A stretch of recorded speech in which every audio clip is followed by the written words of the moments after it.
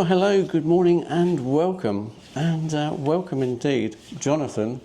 Hello, Mark. Hello. Good to see you at last. Good to meet you at last. And we're here today for the ultimate Sony shootout. I have the Sony A1 with the Sigma 500mm, the brand new Sigma lens. And Jonathan? I've got the A9III with the new 300 GM f2.8 at the moment, mounted with the 2x teleconverter. Right. So yeah, this is the ultimate shootout for Sony users at the moment. We have the slightly cheaper alternative. This lens coming in at £2,800. The camera bodies cost about the same, horrendously expensive, and the it's near 6,000. Near 6,000 for the 300, but I think it's worth it. Nearly twice the price. But Jonathan is going to prove it's worth it. Anyway, a quick introduction to you, Jonathan. Can you give a quick to Camilla I viewers, what's your passion for wildlife photography? Throw in the deep Well, end. I've been doing photographing for many years, but really got into wildlife photography during the pandemic as something to actually do and get me out the house and about. And for many years I've been into African safaris and gone photographing in Africa. And in fact, I've just come back from a week in Kenya on safari. Excellent, yeah, which we'll ask you about Kenya later. Now that is absolutely superb. Very envious on Camilla and I.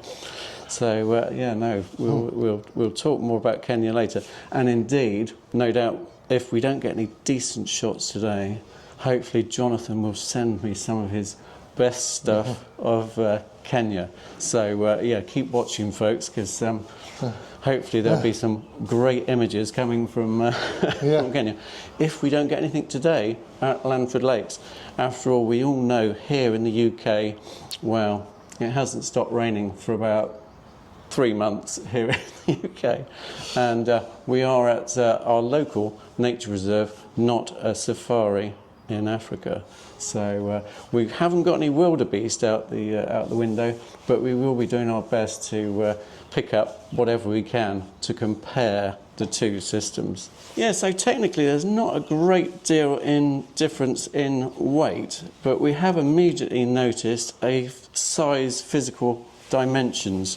If we put the two lenses together, the diameter and the length, I suppose, of the Sony's a lot bigger. Remember, we've got a 2x converter on there at the moment. So it's not so easy to stick that through any little holes, whereas this one's wins on that front, one of the few points it wins on. Basically got the same sort of buttons. I think we've got the focus limiter, optical steady shot. I think that's slightly lighter, maybe 200 or 300 grams lighter. 200 or 300 grams lighter. The mode, you've got a third mode. We've only got two optical steady shot modes on this. But to me, the big advantage of the Sony is that you've got basically 3 lenses in one. You've got a 300 f2.8, a 420 f4, or a 600 f5.6 with using different teleconverters. Excellent call, Jonathan. Yeah, excellent call. But we do get a marvellous aperture ring on the on the Sony, on the Sigma rather. We've got this on the actual lens barrel. We do have a aperture ring, which is quite unusual. Which is quite surprising they didn't put it on Sony, because most of their recent GM lenses have had it. Exactly, yeah, so there we are. Anyway, yeah, one up for the Sigma. Yeah. But we have lost every other technical point, so never mind. But you do expect that. Obviously, there is a reason you pay £6,000 for a lens. And the big advantage to me of the Sony is the no limitation on frame rate, and go right up to the 120 frames a second on the A9III. Oh, yeah, Jonathan really putting the boot in there, I think. Yeah, I'll give you that one. Yeah, we are limited to 15 frames per second with the Sony A1. I'm not sure, it doesn't limit it on other Sony cameras, but on the faster cameras, your frame rate is reduced by half. So I presume you'd only get 60 frames per second to be tested. I think that's something we need to test out while we're here. We will test that out while we're here, but we should only get 60 frames per second with this lens when we I think it'll still be 15, but let's still try. Be 15. I think it'll still be 15, but let's try. We'll give it a go. Okay. So yeah, interesting. But yeah, those are the specs. I mean, amazing. I mean, obviously it's amazing systems. I mean, we used to marvel at getting 12 to 15 frames per second. 120 frames per second is virtually 4K video. So amazing. Anyway, those are the technical specifications. We'll see what we'll see what actually happens in practice. So we're just shooting out of the window, trying to pick up. Oh, there's a couple of. Oh, that would be an interesting burst. There's a slight difference in frame rate there. Some tufted ducks flew across. Oh, not full speed there either. Not full speed. I'll go on to full speed. So you got a button on there. The button on the front here. Oh, I see. Super boost. So you got super boost. You got a super boost button on the A9III, which takes you to that 120 frames per second if you need it. But the problem is 120 frames a second. You've got the pre-capture on. Half of your catch is actually already gone before you even start taking. You only get, on 120 frames a second, you only get 1.6 second burst. 1.6 second burst. Interesting. And then it's all full. Ah, okay. So I don't want to use it very often. No. Ah, right, okay. So that's why you limit the use of it. I find 120, 1.6 seconds, and my rough guessing, 60 frames a second, 4 seconds, 30 frames a second, a good 12 seconds. Which is far more than enough, I must admit. It's very rare you'd ever want to go more than 12 seconds. Well, it's very rare you do a burst over a second. No. Really. So, unless you're, It's only if you're like following something moving. Yeah. Like, I don't know, a lion walking through the bush going hunting or whatever, you might just keep it running.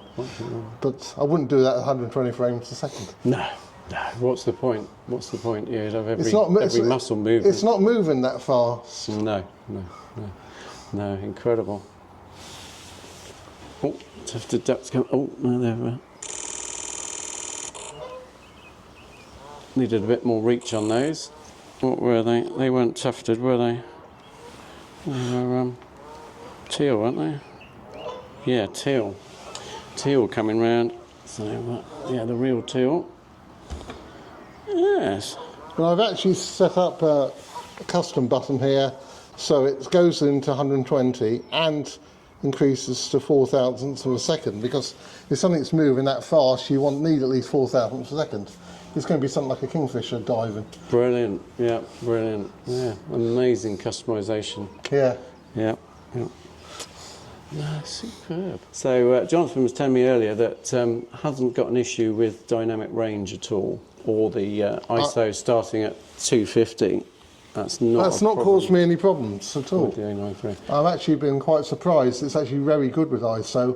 I've managed to shoot it up to 20,000 ISO and still have a usable, recoverable photo using denoise software. Amazing. Yeah. No, the DxO and Topaz denoise now is absolutely amazing. So yeah, not such an issue with the ISO as we had before. So no, it looks like Camilla and I will have to be purchasing a A9III soon. Castle cameras will be very happy with us. Yes. But no, and one of the things, we'd be interested to have it on this. But to me, the big advantage of the A9III is the pre-capture. Oh, the pre-capture. That I absolutely find amazing. I can focus on a bird, just wait for it to take off, and get it virtually every time flying. Phenomenal. I mean, which is so difficult with a small bird, Oh. trying to time it correctly. Yeah, yeah, no, definitely. I've been waiting for pre-capture for years, I must admit.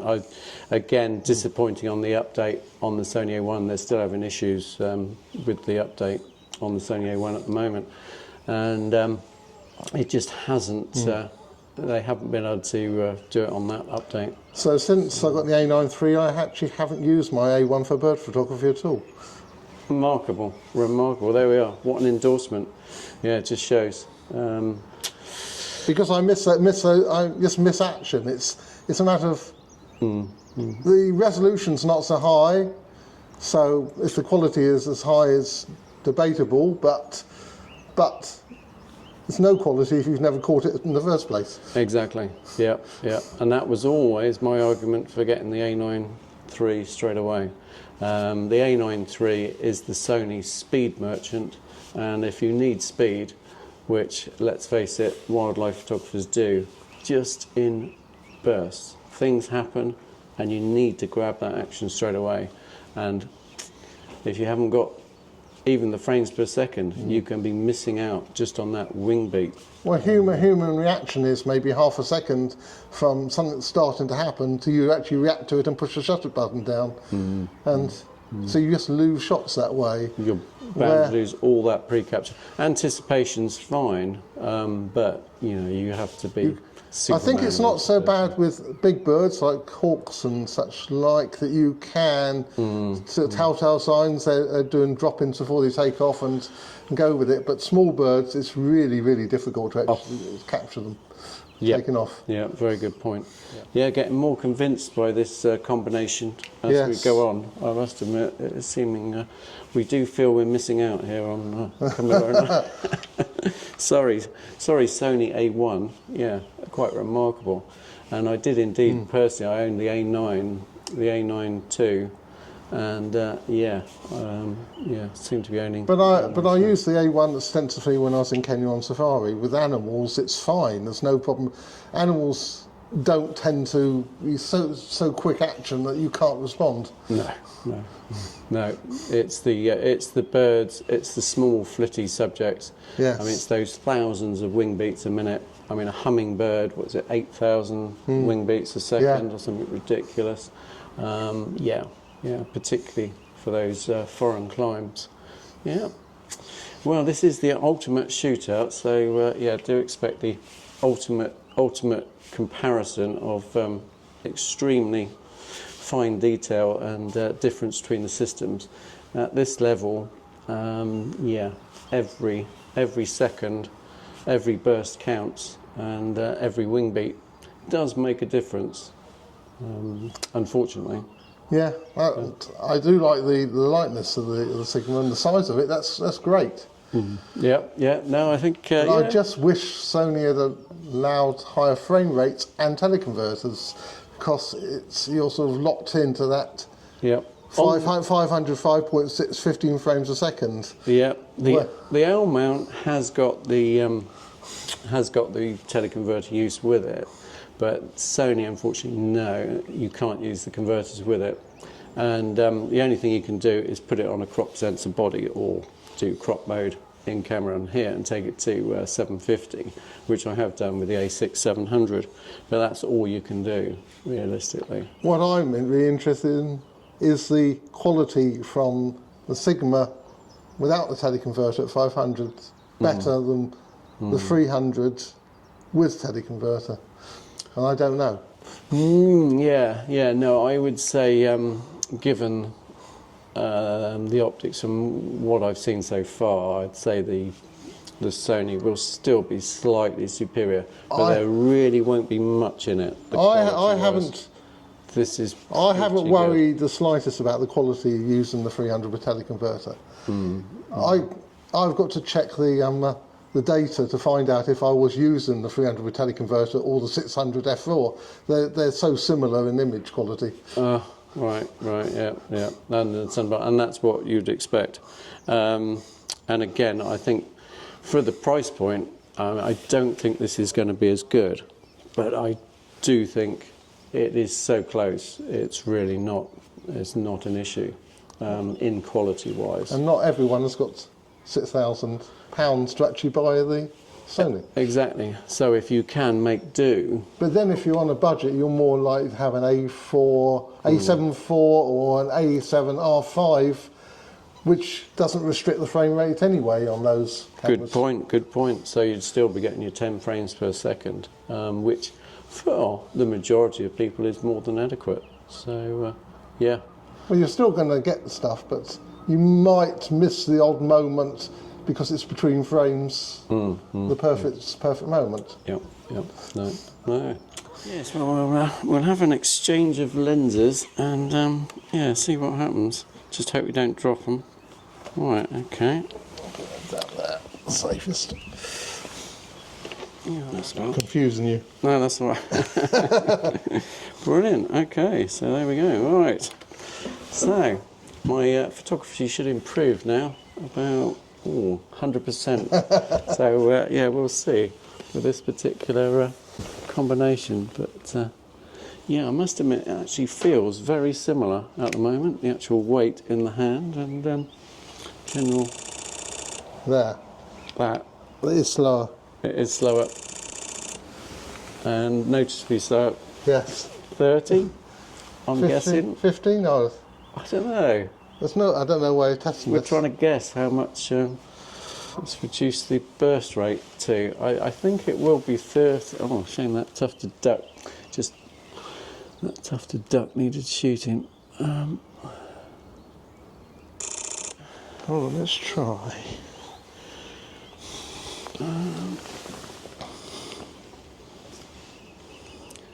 Well, definitely a bulkier feel to the lens. No, I think it's a little bit more than 15. That is 15. I've just set the camera to 15. Okay. Oh yes. So That yeah. is, and if Yeah. I go to 30, it's slightly more than 15. Slightly more than 15. Okay. Maybe 20. Maybe 20. Right. Okay. Yeah. Oh well. Yeah. So Yeah. No, that's fine. Which is quite interesting to know. Yeah, just need some action to shoot now. Ooh, pigeon. Yeah, get £1 for one of those. Oh, in the distance we've got some ducks landing in the Because there's distance. normally an island here, which all disappear underwater. Yeah, totally submerged. So yeah, built four different little islands. Not one showing. You want something to come on that stick up there. But no one's obliged so far. No red-footed falcon today, I'm afraid. Or kingfisher on that one would be good. Kingfish on that one. Not in this weather. Oh.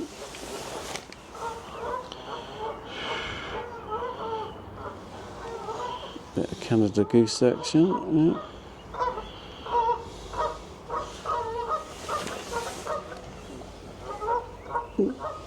Bit of a territorial fight.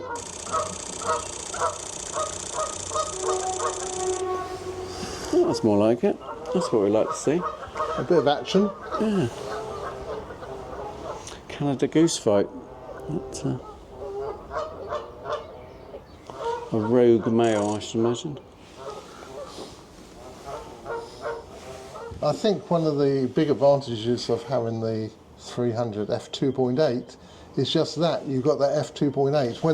When the light is poor, I'll take off all the teleconverters. I've still got a 300mm lens, and I can use in really poor light. Where if you've got a 500 f5.6, you can't go less than 5.6, so you're restricted. Yeah. Now, I had somebody photographing the short-eared owls the other day, and he was saying he was getting shots. He was using the 400 f2.8, and he was getting shots into the dark, which other people just weren't getting at all. That extra stop of light, well, extra 2 stops of light in this case, really important. And you know. When in Kenya, I was shooting into the blue hour after the sun set with f2.8 lens and still getting quite usable images. Yeah, quite amazing, quite amazing. So yeah, that's a massive difference. And of course, you've got the depth of field factor, f2.8, isolating your subject so much better. Yeah. So much better. Yeah, no, a massive improvement for only another £3,200. So if money's no object, go for the 300 f2.8. But if you're on a budget, then the Sigma's a really good lens. It's an exceptionally good quality lens. There's no two ways about it, for a relative budget price. I mean, we are on a budget here. We're very fortunate. We don't restrict our photography by budget, but if we did, then yeah, definitely there are other considerations. And then, of course, the other factor that comes into play is the frame rate, and I think that's the real kicker for me. I think the ability to get a full 30 frames per second with the Sony A1, as opposed to 15. That is... or maybe 20. Maybe 20, maybe 20. Might give us 20. But no, that is a real kicker. Just the sheer number of shots, getting that individual wing beat, it is crucial.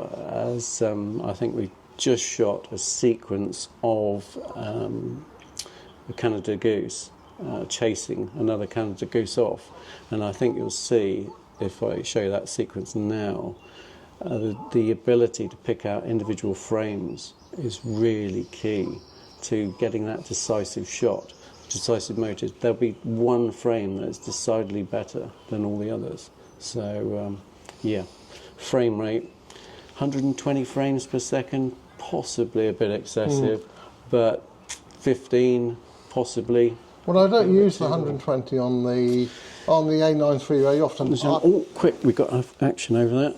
That is come out. Come on. That is a buzzard being chased off by a couple of crows. And I don't know how much we got of that, but whatever we got, oh, it's down now. The buzzard is stationary on a post. So anyway, I don't know if we got any of that, but hopefully we got something. Look at that. If someone gets, say, the A7IV and Sigma, you've got a really quite good outfit for about 5,000 against getting the 300 GM and say A9III, you're talking about 13,000. Yeah. So yeah, we are talking big price differences here. What's action over here? We've got action over as well now. So. That's probably a red kite being chased off by something. It's that time of year when the birds are particularly defending their nests, so they don't like the attention of buzzards and red kites around here. Yeah, because they do steal the chicks and eggs. So yeah, so if money's no object, definitely go for the A9III and the 300mm. I mean, it has. That was the combination they really advertised highly at their recent. Well, they really pushed that. Really pushed that, and it's a good combination. It is a very good combination, and particularly sports. I mean, I could see why the sports photographers just all over it. Absolutely amazing. I wouldn't use it if I was a professional sports photographer. I don't know. I've got no scientific way to check it, but my impression is it acquires focus quicker with the 300 than it does on the 600, because it's a more modern lens. Bound to. You've got 2 linear motors on the 600, and it is lightning fast, but you're bound to be quicker. I think it's still 2 linear motors on this, isn't it? I think. Well, the weight of the lenses to move on a 600 must be so much heavier. Exactly. So it's got to take that fraction of a second longer. So again, it's all in on the action. Absolutely amazing. No, if you get it in on the frame, you're going to capture it with this system. Absolutely incredible. So yeah, 1.4 teleconverter on here, 420, the Sony A1, superb combination. Yeah, you can keep that one. Jonathan can keep that one on his camera. I'll keep this one on mine. No, I don't think so. It's not going to happen. It's not going to happen. I keep slip it in my bag. No, you'll never notice. You'll never notice the difference. White and black. I suppose that's the real downside. That one's black and this one's white. So yeah, it's like White, blue it and must red. be better because it's white. Yeah, no, we won't be swapping.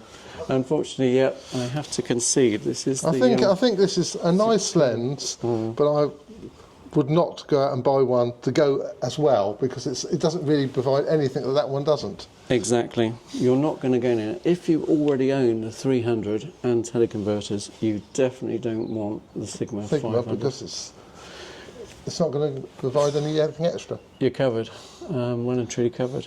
But if you're, well, I don't know. It's a tricky lens to place. But if you want really good quality and your subjects are not that fast moving, for example, deer in the New Forest, then there are options to go for that lens. But ultimately, price-wise, yeah, I mean, I believe you'll get just as good as shots, quality-wise, with that combination as you would with this combination on the actual quality, because the Sigma lens quality is really good. But, you know, you are missing shots. You haven't got that frame rate. You haven't got that depth of field. You haven't got that ability to shoot really early in the morning and last thing at night. So yeah, Jonathan will definitely be getting this lens back at the end of the day. I will. I'll make sure I do. He will. I think Mark will be tempted to get the 300, but I won't be tempted to get the Sigma. Yeah, I think that's the conclusion, unfortunately. Yeah, I must agree with that. It's very tempting. I mean, I am feeling the extra weight now, so... it is heavier. It is heavier, and I think I will pause before buying the 300, but I might also be more tempted now as well by the A9III. But you've already got the teleconverters. If someone had to buy teleconverters as well, that's basically adding an extra £1,000 to the price. Yep, they're nearly 500 each. Well, one is £500, the teleconverter and Sony teleconverters are very expensive. Yeah. So, okay. Yeah, so, anyway, 300. And of course, they'll be coming on the market second hand soon. No chance. So, What I think will be a lot coming on the market is the 400s. The 400s. I've been tempted to sell my 400. I haven't yet, but the market price for them has dropped since the 300s come out. Okay. Well, we've got a distant red kite, is it? Kite with a stick in its mouth. Oh, right. Okay. Oh, still seen a threat by that crow.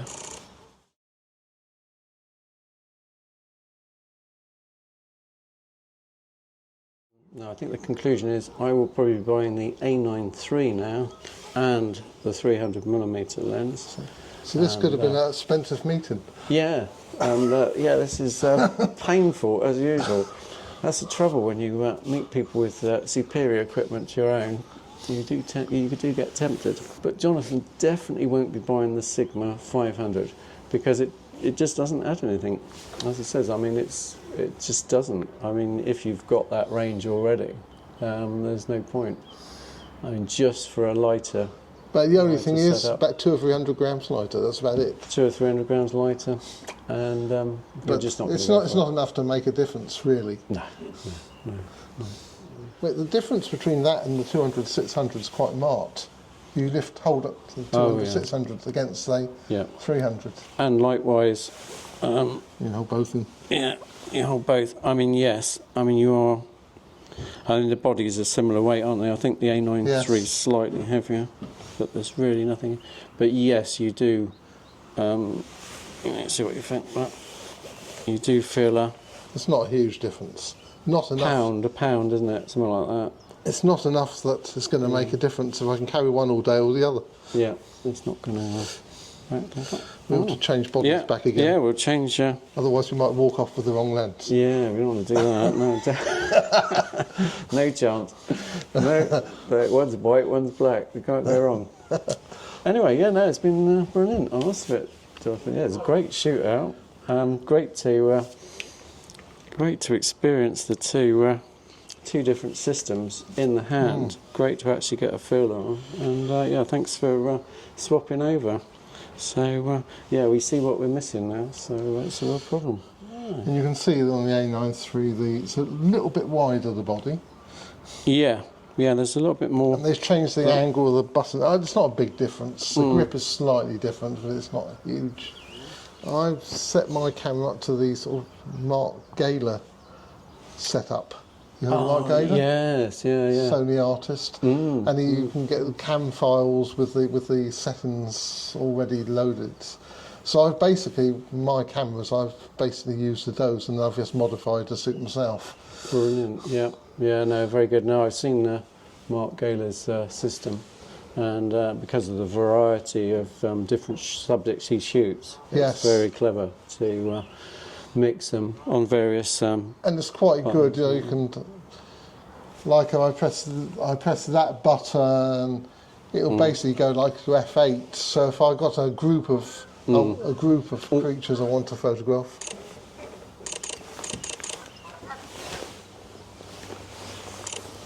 Yeah, too close. Yeah. Got a couple of shots. Where that one immediately puts it into high speed and 4000. So I can switch from one to the other. Yeah, and it takes some getting used to. When you go on safari, you want more than one body really, because you want a different lens on. You've got to take two cameras. Because you don't want to be ever swapping camera, because often in a dusty environment you're going to get dust on your sensor in no time. So you want to have a lens on each body. Yep. So to have an A9III and an A1 is great. Yeah.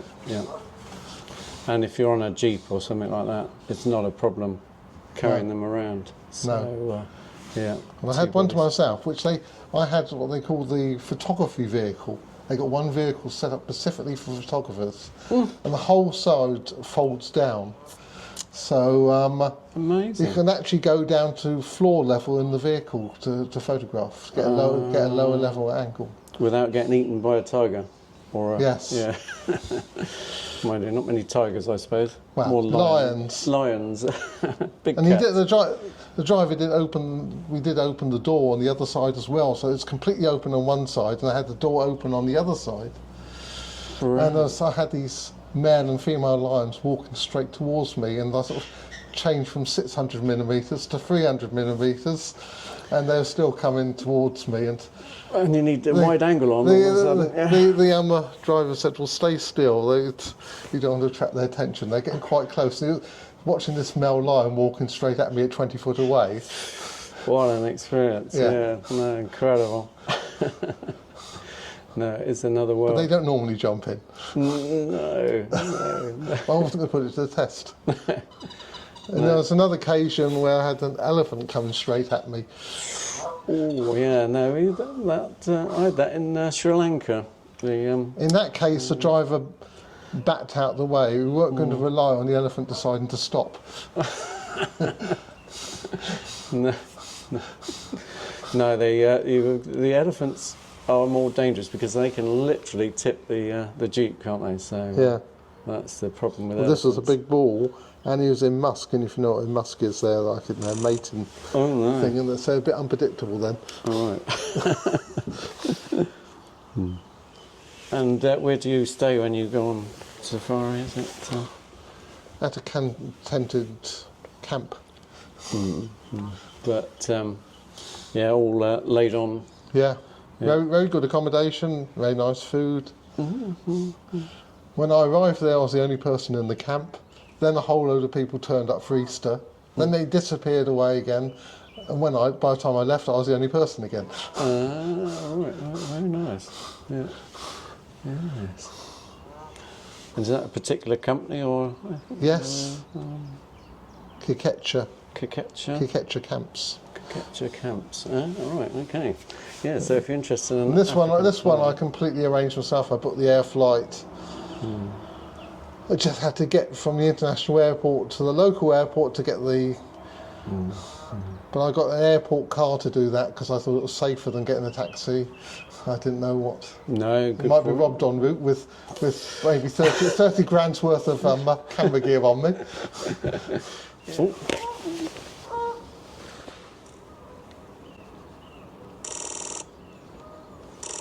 Another 50 images on the car. Yeah. And Jonathan was telling me earlier that you use a particular system, don't you, for filtering out your images? Yes.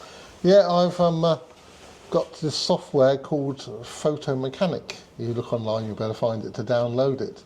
It was designed for sports photographers.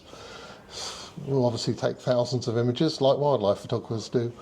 And the advantage over something like Lightroom is that you can quickly go through the images to check. And basically, I can load them in there, and I can just push the forward button, and it's like watching a video, and I can just stop at the particular frame, mark it as that's the frame I want, and then all the frames I've marked I import into Lightroom to edit. But it means I can go through 4,000 images in less than an hour. So darn it, I can't use the excuse that I didn't want to fill up my computer with images I didn't want. But no, it's not a problem these days, as usual, with the high ISO level, DxO and Topaz eliminating the problems for, well, largely the ISO level. You've now got this image sorting system. So I, on Safari, took between 40, 50,000 images, and I've got it down to about 2,000 using the Photo Mechanic. Well, that's brilliant. And now I'm starting to work through those 2,000 in Lightroom. Brilliant. Yeah.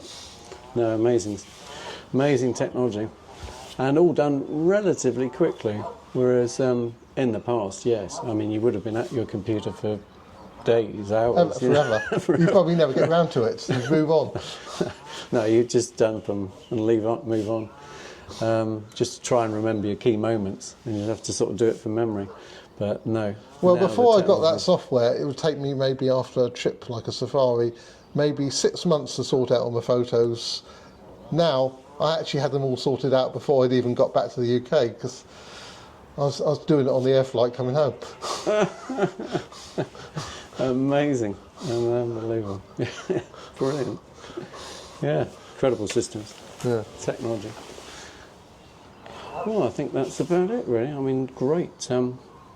Great coming along today. No, thanks, Jonathan, for coming along today and showing Camilla and I and you out there what you can get for your money. What's the bang for the buck? And yeah, it's been a real pleasure to swap between the systems and see what is available in this. It's quite educational. It is quite educational, yeah. So, yeah, unusual for Camilla and I, an educational video for higher-end Sony equipment. But let's face it, yeah, you get what you pay for. Yeah, swap back. Yeah, must swap back. Better put bodies back on.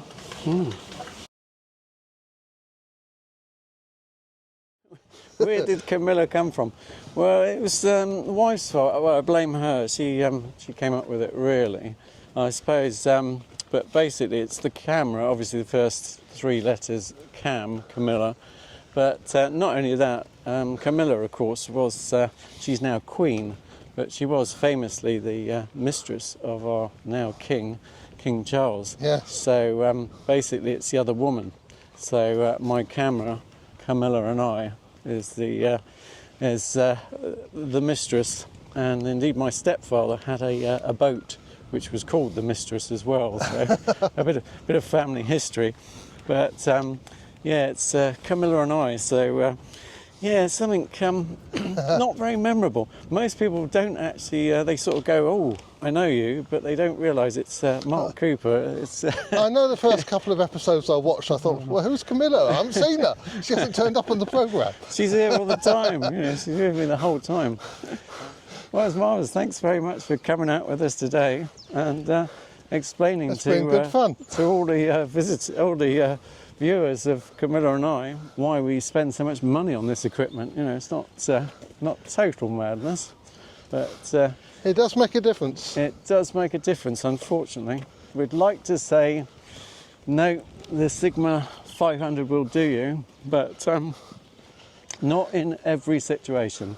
It has got its uses, like most camera equipment, but if you can afford the best, we obviously end up going for the best. So I think that's been the conclusion of this one. We do like our equipment on Camilla and I, and looks like I've got to spend another £12,000 on equipment by the looks of it. So hopefully.